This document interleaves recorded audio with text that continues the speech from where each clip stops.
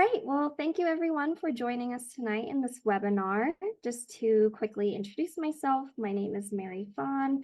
I'm a fourth year school psych PhD student at Utah State University. I'm also a research fellow through Johns Hopkins and an extern at UCEBT.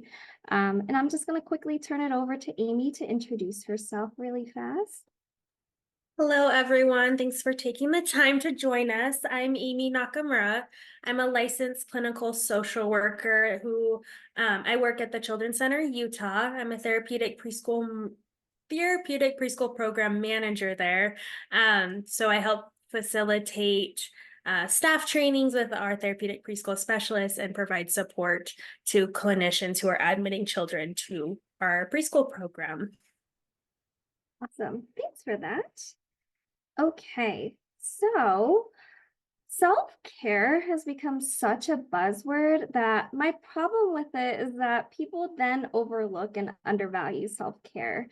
Companies have coined self-care as a way to sell skincare and healthy foods and wellness products, as if self-care is a lifestyle rather than a necessity. So for today, we're going to ignore the $9.9 billion self-care industry and focus on what self-care actually is and how you can incorporate it into your day-to-day. What it actually means is taking the time to do things that help you live well and improve both your physical, mental, and spiritual health. Basically, self-care is focusing on yourself and not worrying about the opinion of others when it comes to taking care of your mind and body. When we neglect our needs, we become more vulnerable to illnesses, burnout, and negative emotions.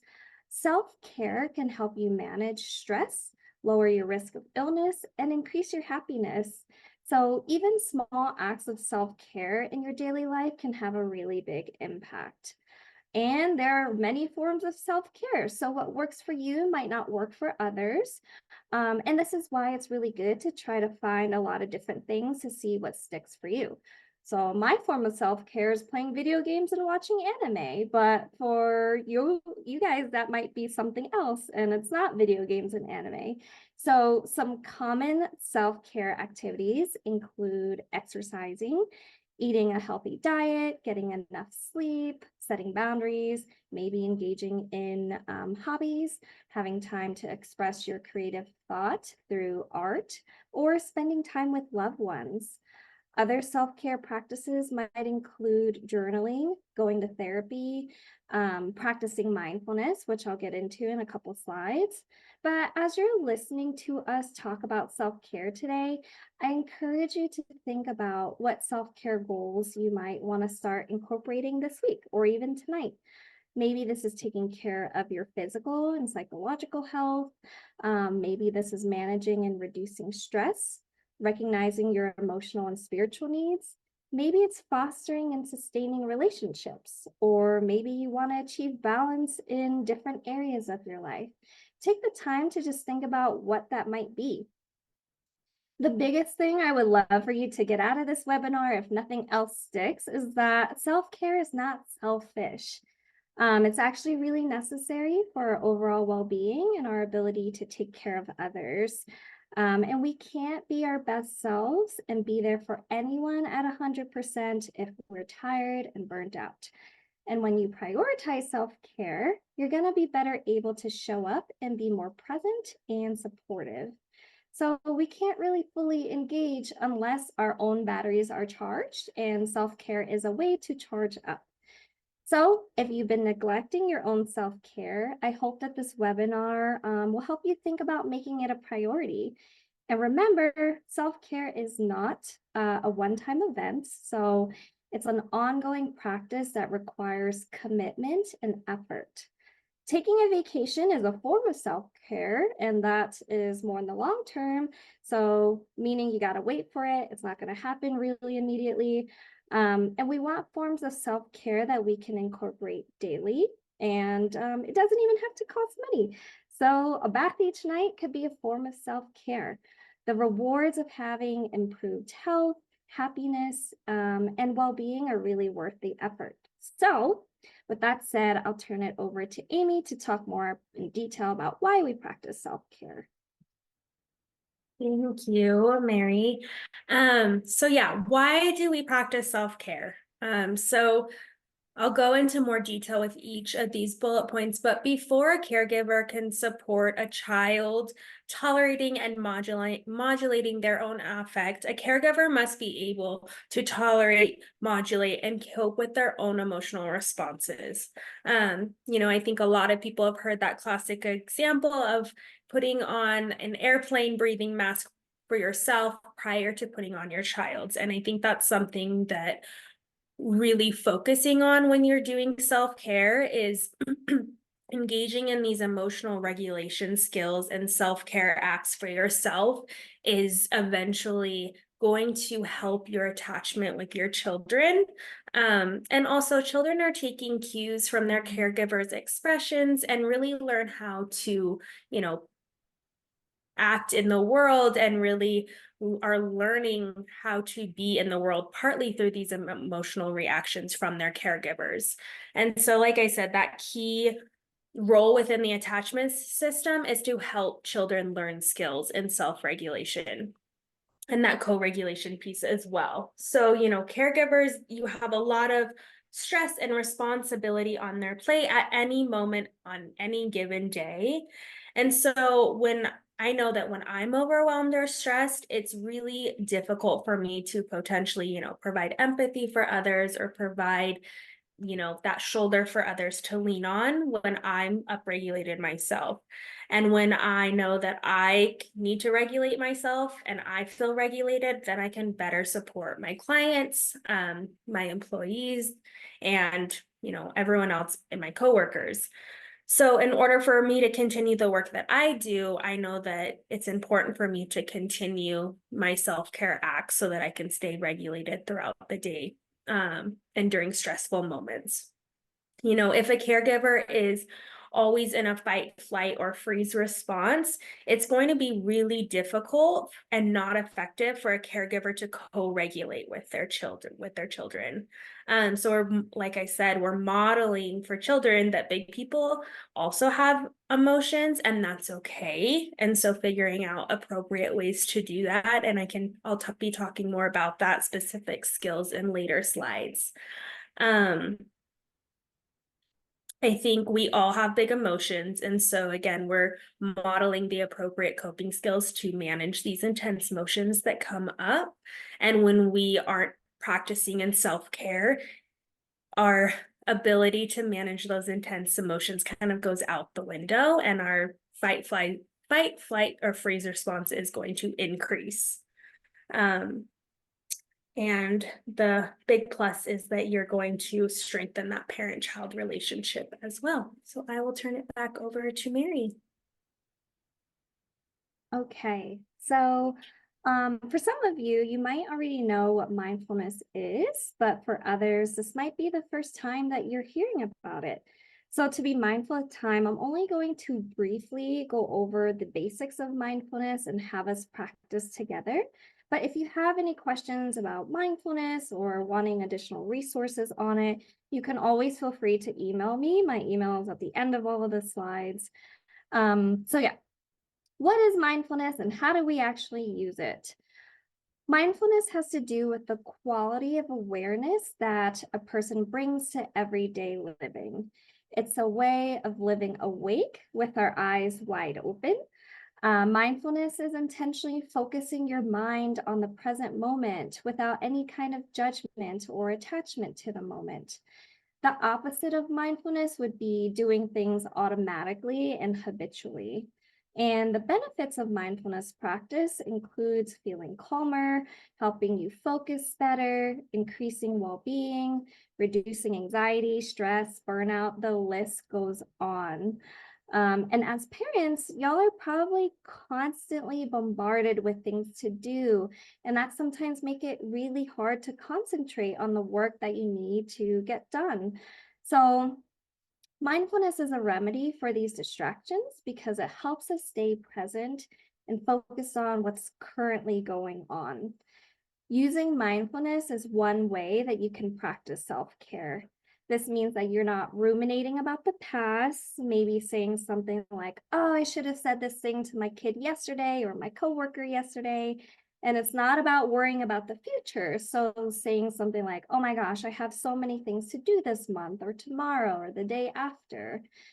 Mindfulness practice is the repeated effort of bringing our mind back to the present moment whenever we get distracted and overwhelmed about the past or the future. So I really want to emphasize also that mindfulness is a skill.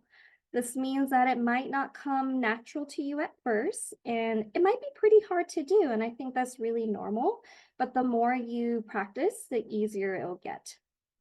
So there are formal and informal mindfulness practices. So listening to and being guided by daily meditations, that's considered formal practice. And this is the equivalent of going to the gym for our brains, where we set aside time to dedicate attention to the program. Formal mindfulness practice includes a regular intentional commitment of time, and it really helps bring awareness to our whole body.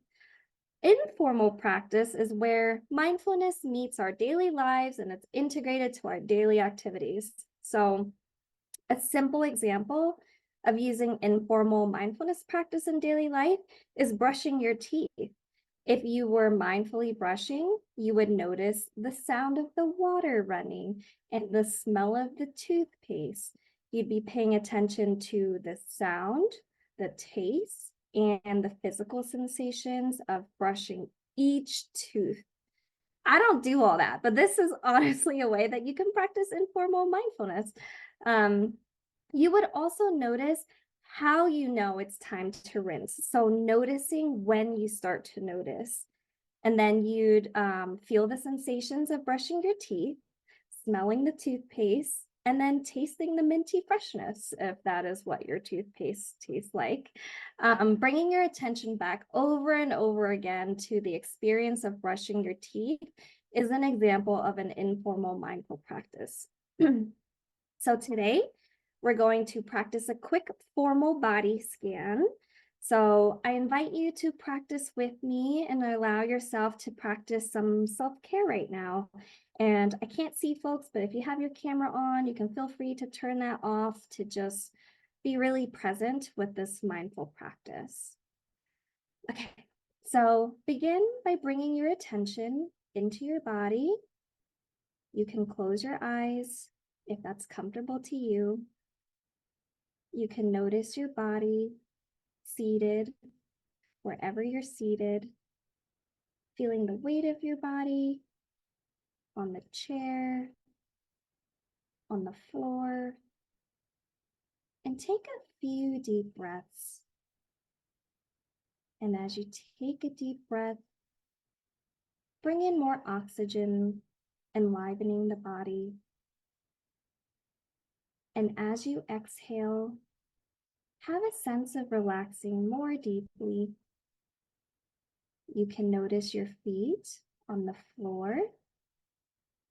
Notice the sensation of your feet touching the floor, the weight and pressure, vibration, heat.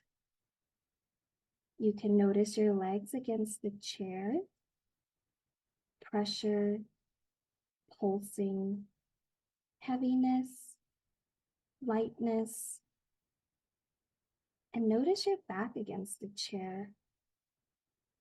Bring your attention into your stomach area.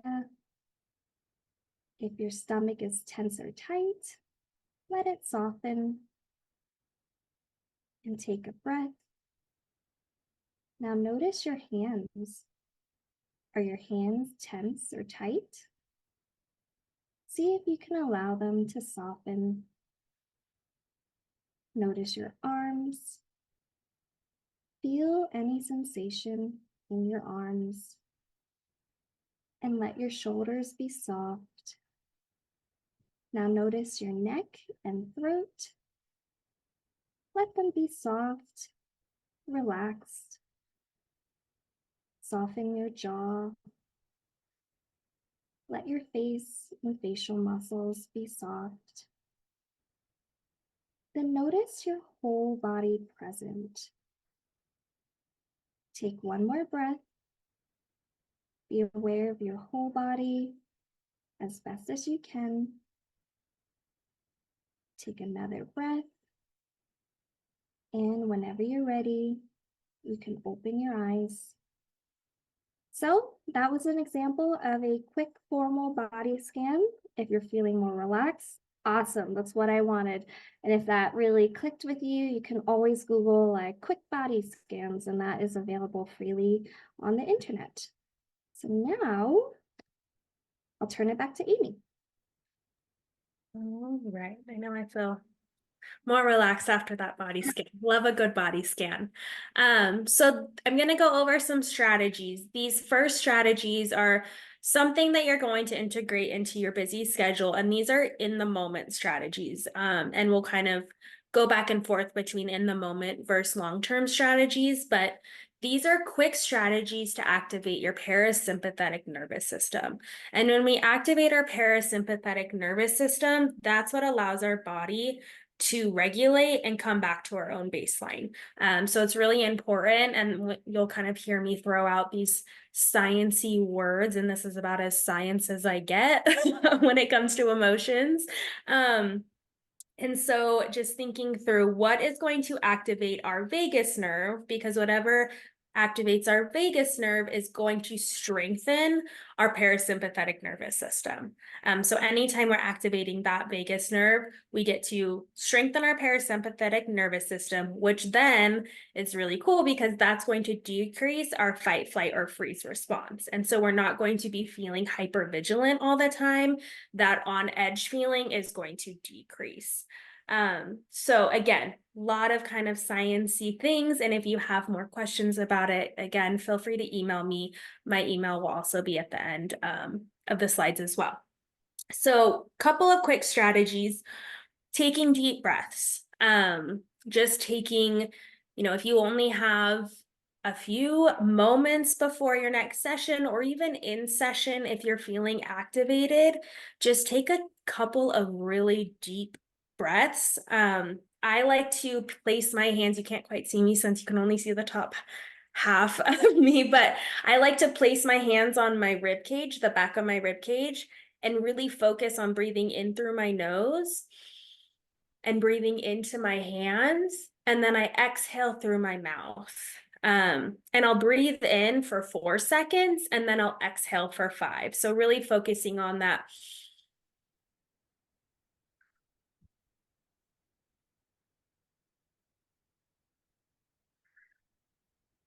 And in session, obviously, it might look a little bit weird if you're with your children and they're like, why do you have your hands on your back like that? You can always, if you're just sitting, just focusing on breathing more into the back of your chair, or wherever you're standing, just focusing on breathing into your body. Some people like to do the box breathing, where you hold your breath for a few moments and then you exhale. I personally like this better, where I'm inhaling and then exhaling all of that oxygen back out. But again, it's kind of up to you of where you feel the best. One other breath work that I really like to do, and this activates your vagus nerve because it's vibrating our kind of head and jaw, which provides that activation. And these are called VU breaths. They kind of seem silly to begin with, but once you start doing them, I feel instant like regulation, which is kind of crazy. And they're also really fun to do with children as well. So you're able to do these with your kiddos. So when you doing VU breaths, you'll inhale, and then as you exhale, you go zzz. So you just put your top teeth on kind of your bottom lip, and you're just making a VU sound. It kind of tingles a little bit, but that I feel this vibration in my head, and that if I do a couple of those, they kind of instantly bring it back down. And my dog also likes the VU breaths as well. Again, so a couple of deep breaths activities that I personally really enjoy. deep breath activities are all over the internet and YouTube, so you can always take a look at those if you find some that work better for you.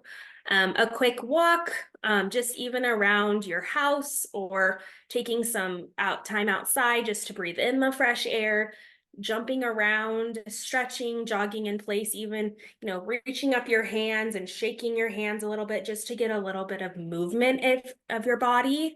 There's also the quick grounding activity. So that body scan is something that is going to be really helpful with that grounding piece and the mindfulness during that. If you don't have time for a full body scan, you can kind of do, the five senses. You kind of look around and name 5 things that you see, 4 things that you hear, 3 things that you smell, 2 things you feel, 1 thing you might taste. So you can kind of just think of a quick grounding activity that's going to bring you back to that moment.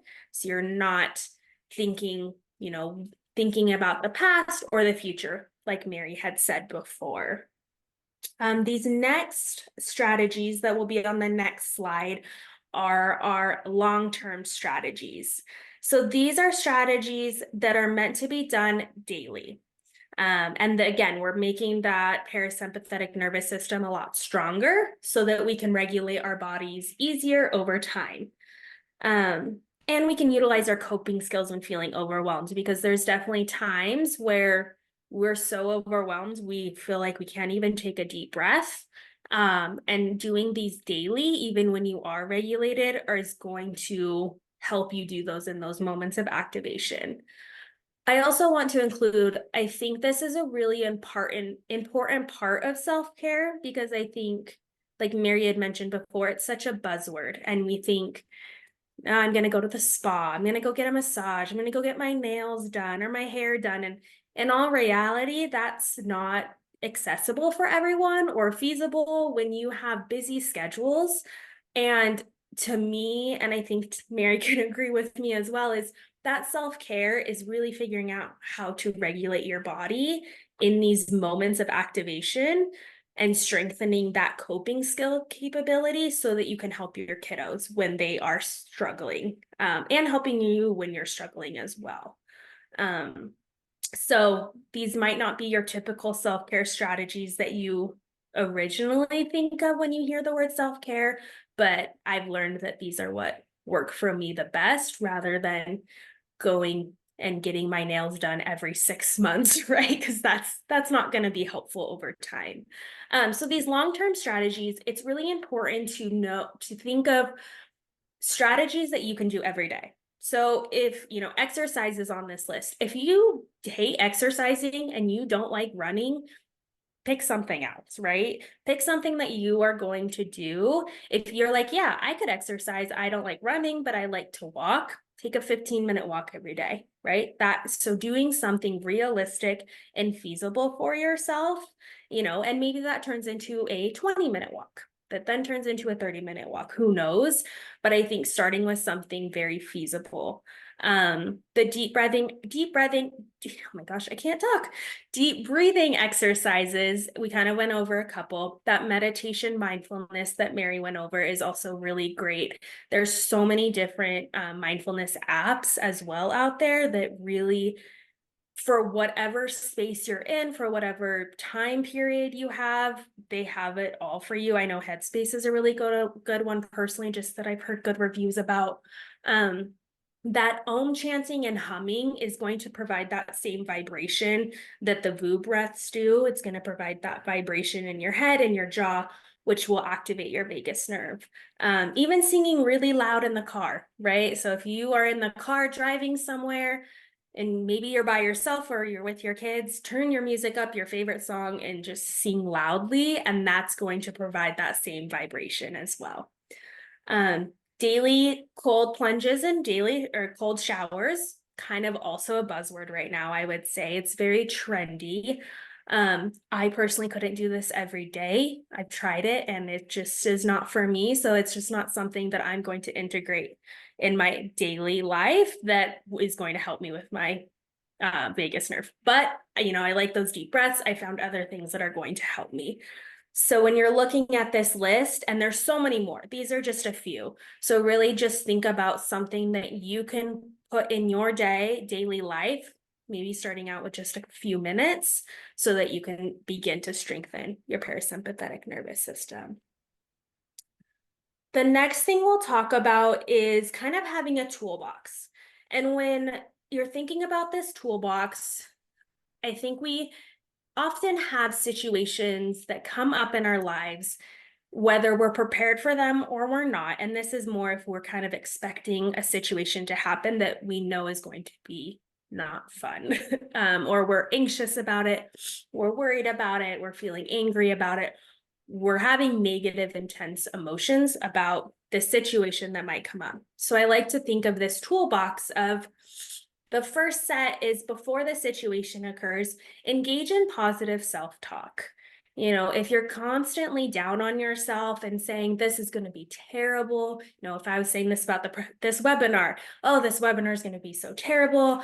My Tuesday night is now I have to work. That's not great unless I'm saying I'd rather be saying, oh my goodness, I'm so excited to provide more information about what I'm passionate about to others in the community. That feels so much better, right, than the negative.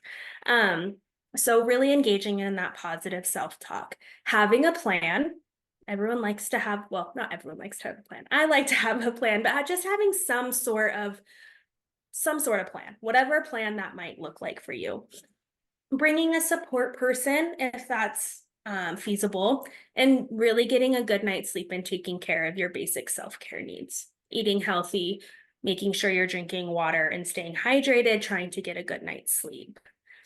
And then our second set is these tools to have in your pocket if needed. So these are your activation toolbox.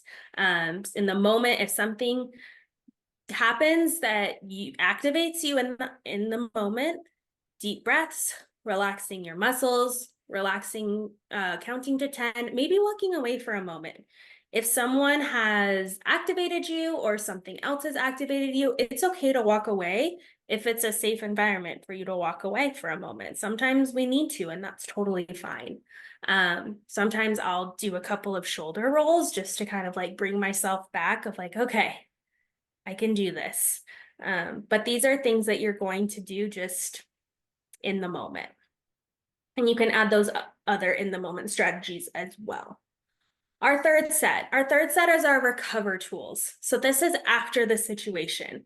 Maybe call a friend or a family member, whether that's something that you're telling them how great it actually went, or you maybe need to vent a little bit, and that's okay.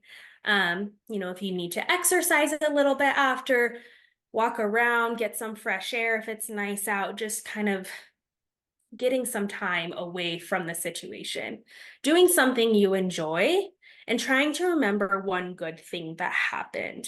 I always kind of think of this as, you know, I feel like kids' birthday parties are a big stressor, at least for me. And so if you're really nervous about your kid going to a birthday party and you're worried about something bad might happen, trying to remember one good thing that happened during that birthday party. Oh my goodness, my kid made outreach to another child and they played so well together. Just trying to remember one good thing that happened. And then the ongoing self-care strategies is making time for yourself. So build it into your schedule if needed. Again, maybe this is 5 minutes. Just do something that's feasible for you so you can be successful with it. I think something else that's really important is finding something that is about you and not you as a caregiver. You know, being a caregiver is a huge part of your identity, but it isn't your whole identity. So just remember that it's really important for you to do the things that you need to do as well. And like Mary said at the very beginning, that doesn't make you selfish. And then ensuring your basic self-care needs are being met as well.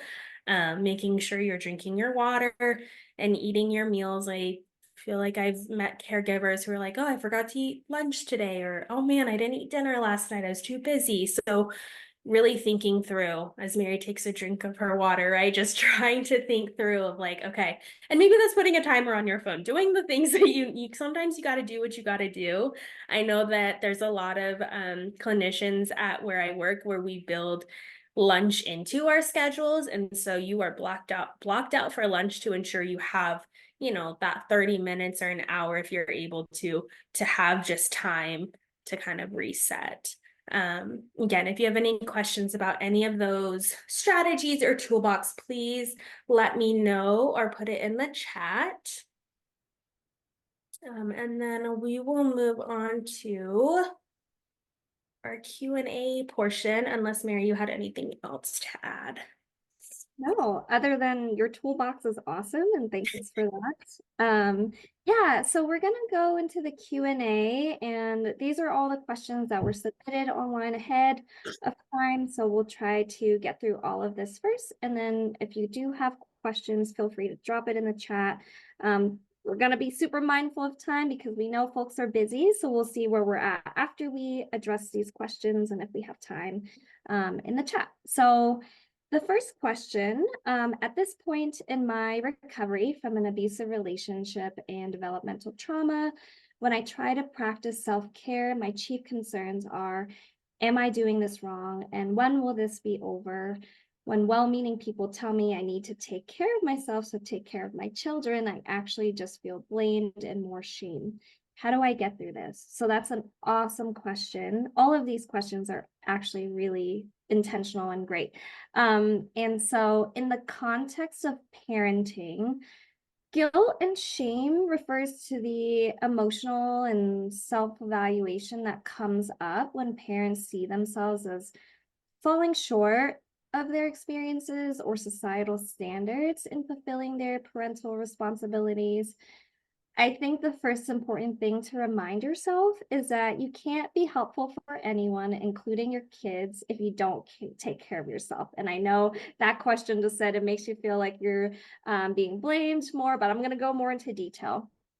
So in a way, you need to take care of yourself in order to take care of others. And some strategies that I'm about to go through will help manage and alleviate that shame or guilt to create a healthier and more balanced parenting experience. So first, you want to cultivate self-compassion. Parents need to recognize that they're doing the best that they can within their scope of abilities and circumstances. And it's important to acknowledge your limitations and understand that parenting is a journey of growth and learning. So by offering yourself some kindness and understanding, parents can navigate the guilt and shame and the overwhelming feelings with greater resilience and self-acceptance. The second thing is to communicate with your partner if you have one and seek support. So sharing thoughts and emotions can give you a sense of relief and support by talking about the shared responsibilities and challenges. These things can offer a valuable outside perspective and reassurance.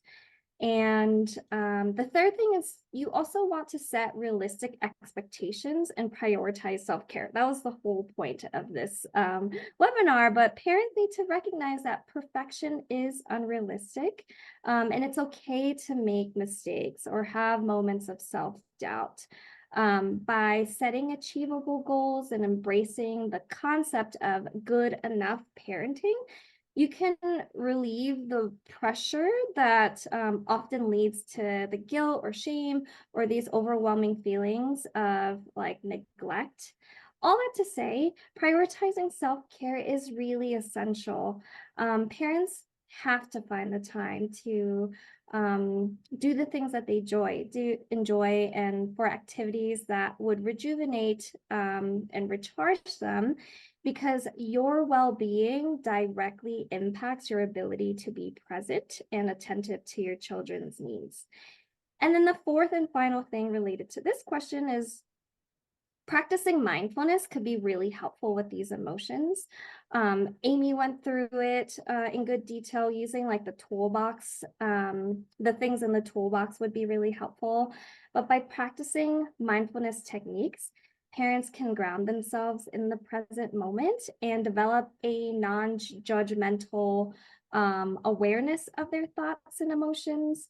Mindfulness can help parents also let go of that self-blame and embrace imperfections, adopting a sense of acceptance and gratitude for the joys and the challenges of parenting.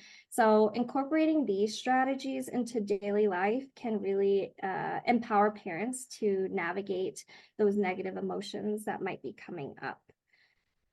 All right, second question. How do you find a way to get out of survival mode? I have 3 kids with autism, one of whom is nonverbal and quite severe. I can't seem to turn off the fight or flight response anymore. Aimee's toolkit is so good for that. So this is recorded, so revisit that and like try to incorporate that. I guess what I would add to that on top of what Aimee has already talked about, and also like the previous strategies I just mentioned would be really helpful. But just a couple things to add. I would be intentional of how you develop coping strategies for yourself. So it would be helpful if you identify specific triggers or stressors related to parenting and develop coping strategies to manage them.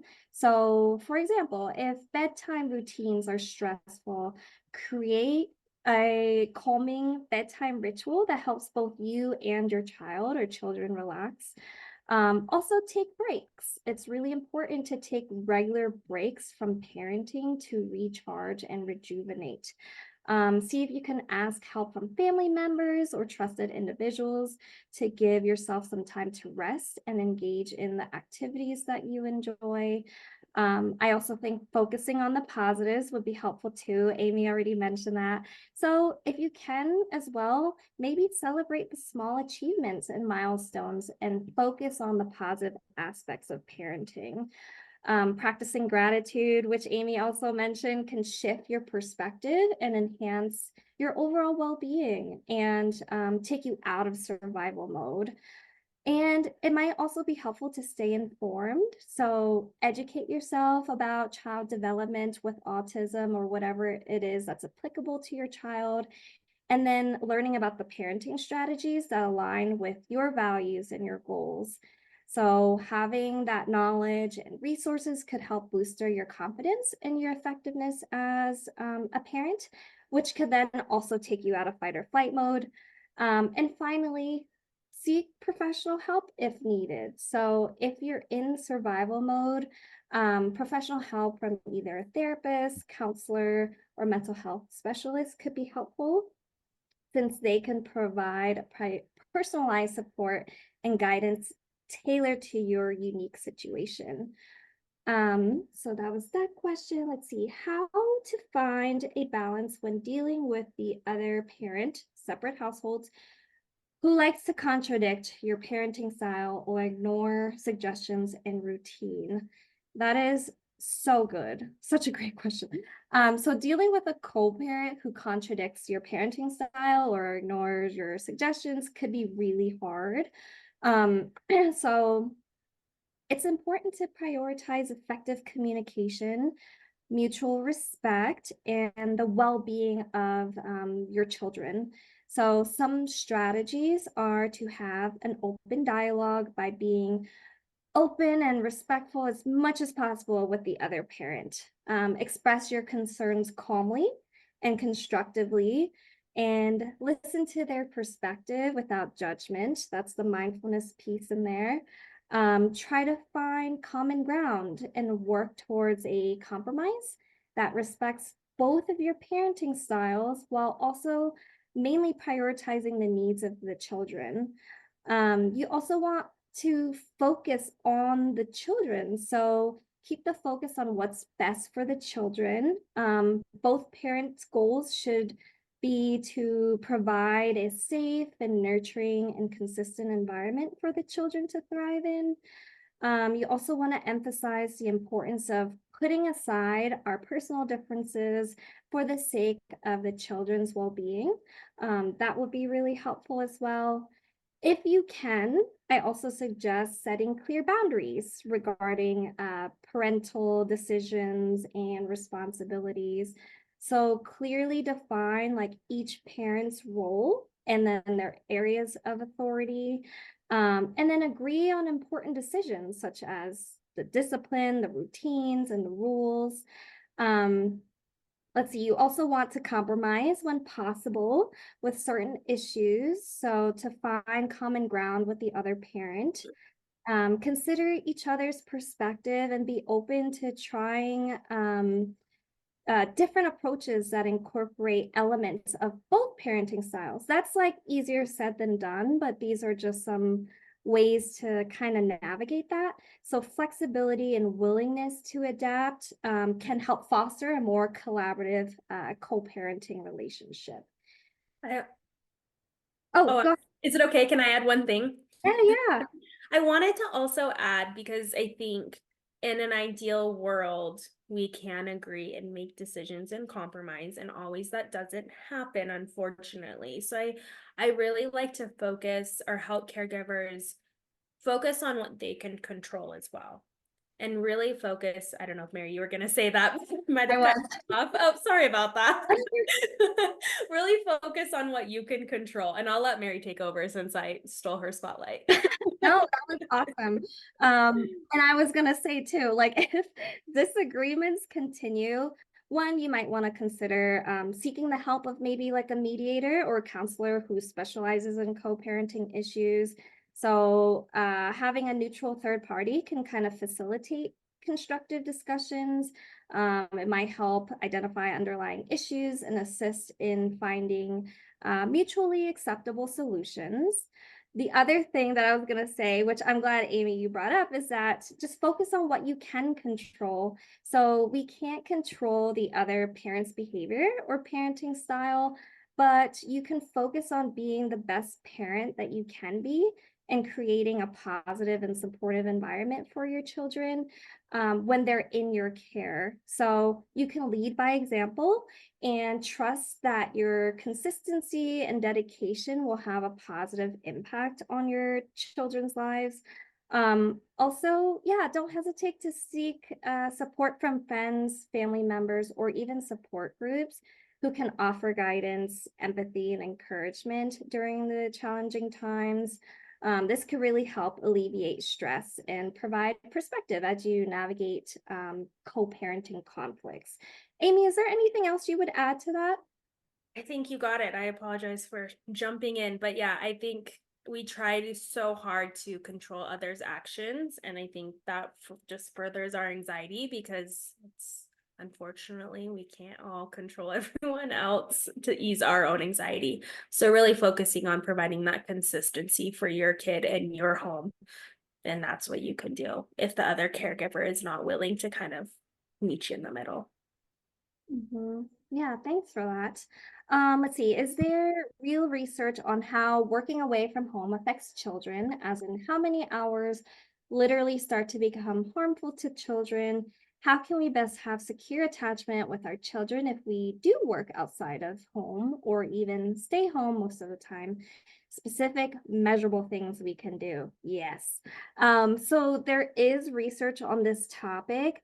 I don't know the hours specifically, but research suggests that really long separations between parents and young children due to work-related travel or long work hours can potentially impact attachment patterns. Young children could experience some stress or anxiety when separated from their primary caregivers for extended periods, which could then affect their emotional well-being and their attachment security. Parents who work away from home might have less time to spend with their kids, which could impact their level of involvement, like with doing things like homework together, attending school activities, and engaging in quality time together. I also have the bright side of this. So right now it's sounding bleak, but I promise there's like some takeaways. But limited parental involvement could also like sometimes affect children's academic performance and their emotional development and their sense of support.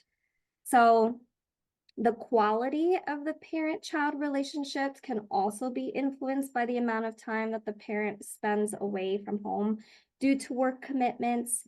So bringing in research research suggests that frequent absences or long work hours could strain that parent-child relationships. Children may also experience a range of emotions in response to the parents working away from home. With that said, so these feelings could be exacerbated if the child perceives the absence of the parents as a form of abandonment or neglect. So addressing the child's emotional reactions and providing them with support and reassurance is really important in mitigating any negative impacts. So families develop different strategies to navigate the challenges with their work-related absences or just being away for a long time. So this could include maintaining regular communication through phone calls or video chats or text messages. That could be really helpful. You can also set aside time for doing quality things with your child, especially with things that they enjoy. Maybe establish routines that are consistent to provide a sense of stability and predictability for your child. If you have to travel for work or you're away for a long time, scheduling and like that text messaging could be really helpful, but then also maintain that communication. So share updates about your day and ask your child about how their day was could be really helpful because you're showing that you're still involved in their life, even though you are working. I also recommend transitional rituals to ease the transition time that's spent together and apart. So this could involve a special goodbye routine in the morning or a welcoming ritual when you return from home. This kind of transition ritual can help reinforce the bond that you have. And then set aside time dedicated like one-on-one time with each of your children to nurture the individual relationships because that individualized attention can really help strengthen that attachment bond and foster a sense of security for each child. Aimee, would you add anything to that? I don't think so. I really like the fact that you brought up about like the quality time because I think kids just want to spend time with you. And so if you can have just child-directed play or the child gets to choose, even if it is for 15 minutes, I think that would be really beneficial for the relationship. Thanks for that feedback. And then more about how to show real emotions with our kids when we are dysregulated, how to show those emotions in a helpful way, and how to repair, re-engage. So again, I'll say like most of what was in Aimee's toolbox is really helpful in like helping us with our emotions and the dysregulation. But to add to that, when you're feeling dysregulated but still want to show authentic emotions, you're going to want to approach the situation with mindfulness and intentionality. So before reacting to your emotions in front of your children, maybe take a moment to pause and reflect on what you're feeling and why you're feeling that way. Acknowledge that your emotions acknowledge your emotions without judgment and consider how they might be impacting your behavior in your interactions with your children. You can use this opportunity to model emotional awareness and regulation for your children. So verbalize your feelings in an age-appropriate way. So saying, I'm feeling frustrated right now because blah, blah, blah, or I need a moment to calm down before we continue our conversation. Something along those lines could be really helpful. Emotion regulation techniques that Aimee mentioned, again, super helpful, and they are good because it helps you calm down before you're interacting with your children. So Aimee already mentioned like the deep breathing exercises, the mindfulness meditation, taking a short break to collect your thoughts and your emotions, that's really good. When expressing your emotions to your children, it would be good to also express empathy for how your emotions might be affecting them. Let them know that it's okay to feel upset or confused when someone they love is upset. Um, and you also want to reassure them that you're working on managing your emotions in a healthy way. I recommend using I statements to take responsibility for your feelings and your reactions. So instead of saying, like, you made me angry, you could say, I felt angry when X, Y, and Z. You can also reassure your children that your emotions are not their fault and that you still love them unconditionally. Remind them that everyone experiences strong emotions every now and again, and it's how we handle those emotions that matters. So, if your dysregulated emotions result in an outburst or negative interaction with your children, just apologize and take responsibility for your behavior. You can model the accountability by acknowledging any mistakes you've made and expressing your commitment to repairing the relationship. And after addressing the situation and apologizing, engage in activities that promote that reconnection and bonding with your children. That is so important. So this might involve spending quality time together, doing something enjoyable like playing a game or reading a book or going for a walk or whatever it is that like it's tailored to you and your child. And after that, take some time to reflect on the situation afterward and consider what you can learn from the experience. That's always really helpful when we build in time to reflect.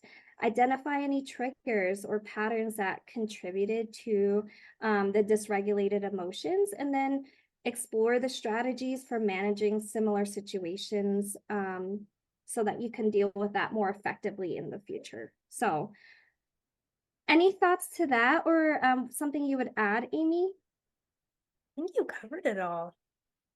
Awesome. I'll turn it over to you for the remaining questions.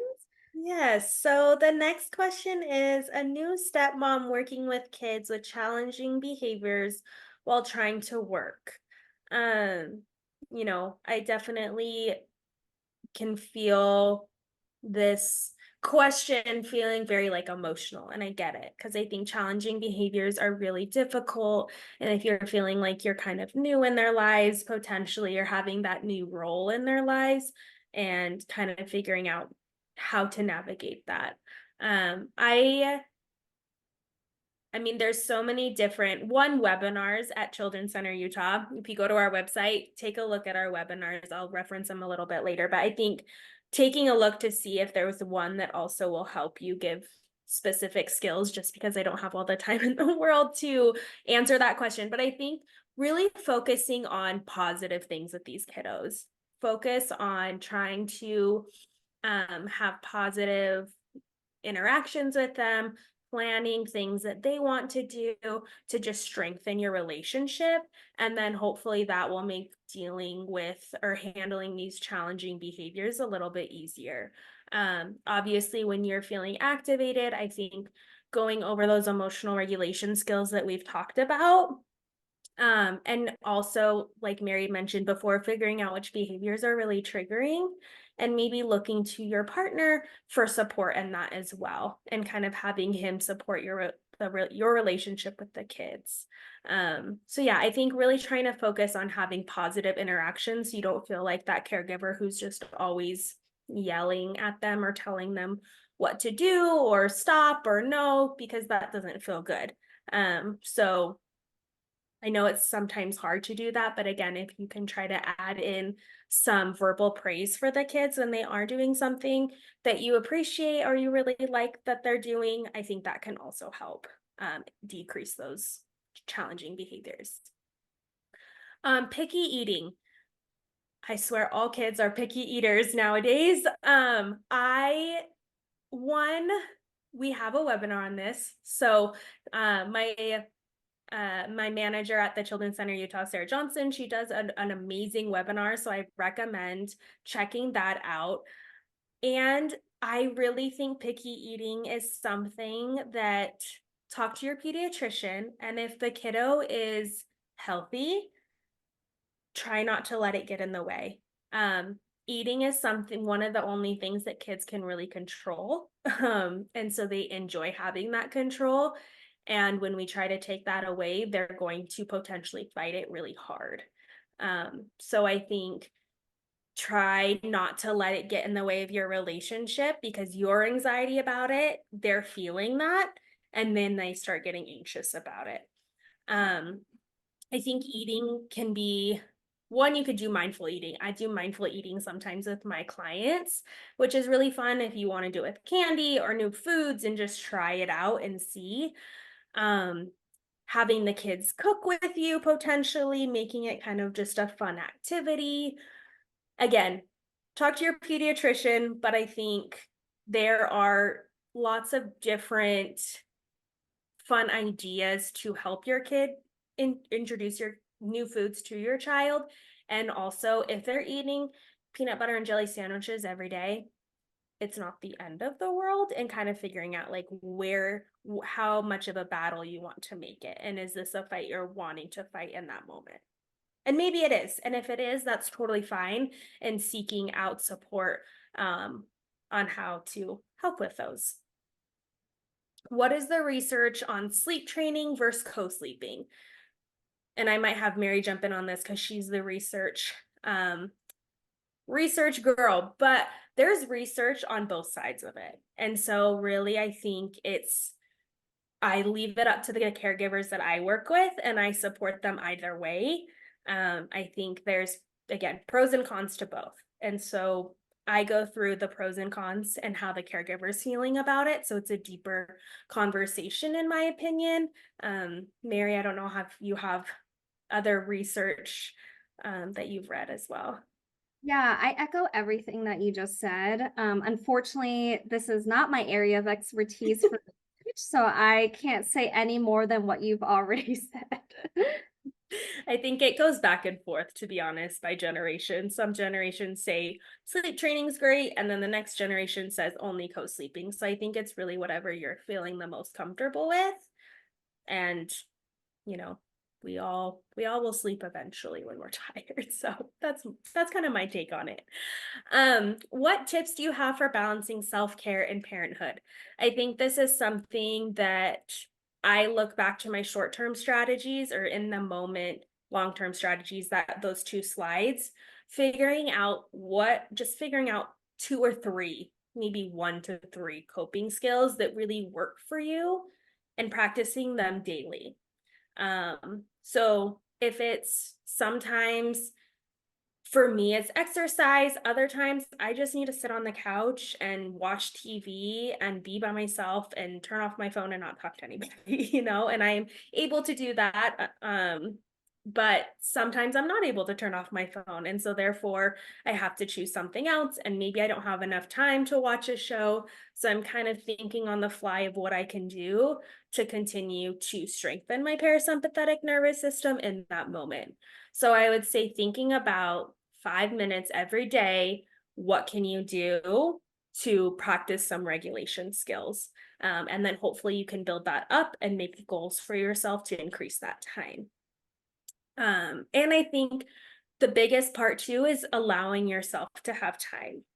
If the kids are playing, take that time for yourself to take 5 minutes and do a quick body scan, or take some deep breaths, look on your phone if that's what helps, doing just something for you. And then, you can go back to engaging with your kids when they need you. When my spouse does not practice self-care, I think modeling is the best way for this. I think pushing it on someone else sometimes may work, but I think when we push things on other people, it often pushes them farther away from the skill or the activity, even if we absolutely love it. For me, fitness is a huge part of my life, and my family members know that. And every time I push it on them. They're like, no, like and so I've kind of just model of how it works for me and what it does for me and how my body feels and my regulation and being able to sleep better and my eating habits, how it affects really just everything in my life. And I talk about my own experience rather than trying to push it on them. And that's kind of my sneaky way of pushing it on them, I guess. But I think just modeling and talking about your own experience about your self-care, and then maybe one day, your spouse will start to engage in their own self-care. I also think about thinking of what is their version of self-care, and maybe it's just different from yours, and that's obviously just having that different perspective. I know that for my parents, their self-care is very different than my self-care, and that's totally okay. And I've had to have a mind shift to be like, oh, this is what helps them like recharge. And for me, that doesn't work, but good for you that it works for you. So I think that's also a piece to think about. So I think we are just about out of time. I don't believe there's any questions in the chat. But our emails are at the bottom, and I will actually I did not add my email. I am so sorry. I apologize about that. I will put my email in the chat, and I don't know, Jennifer, you can also just send out my email with the recording. I don't know if that's possible. But we can also do that as well.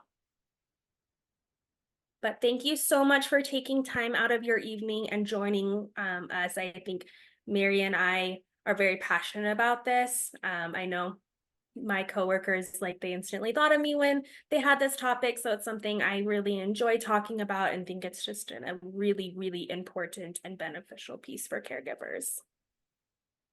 Yeah, I totally echo that. And thank you everyone for taking the time to come today or at least watch the recording.